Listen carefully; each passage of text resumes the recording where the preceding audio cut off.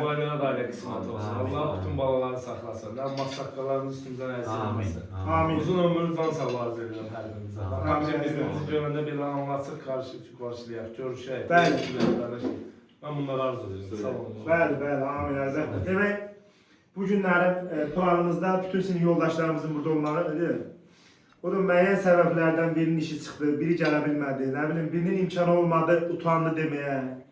Mən elə düşünürəm. Ola bilər, kimisə imkan olmayıb, utanıb, ancaq gərək hər bir şey bəri başdan deyilsə daha yaxşı olar. Bəlkə elə Fəridmi, ya Ceyhunmu, ya qardaşım Eltunmu, ya eşqimi deyər ki, ay qardaş, sənin imkanın yoxsa onu mən qarşılayacağım.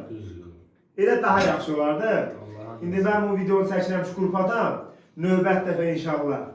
Kimisə imkan olmasa belə, desin ki, mənim imkanım yox da, İmkanım yoxdur, ya məni də qonaq eləyin, ya nə bilim, utanıram gəlməyə, biz onu dərhal nəzərə alaraq da, indi birinin imkanı olmayanda birinin 5 manat gücü çatır yəni, şort verməyə. Allah'tan uzun ömür can sağlığı izləyirəm hər birimizdə, sinif yoldaşlarımızın. Ailə sədədir, ailə mehribansılığı arzu edirəm. Allah da bizi pis adamlardan, mərdimazar adamlardan uzaq olsun. Mənim pis günümüzdə belə olsun. Mən kəndimizlə fəxr edirəm, çox da kənddə yaşamıram, sahili mənim üçün çox əzizdir, çox dəyərlidir. Sağ olun. Öpürəm hər biriniz qardaşlar, xoş gəlmişsiniz.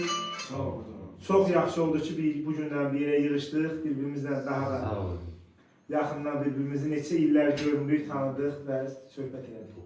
Öpürəm. İnşallah növbətdə və yığışanda mən onu arzu edirəm ki, sahildə nə qədər sinif yoldaşlarımız var, hamı bir araya yığışsın.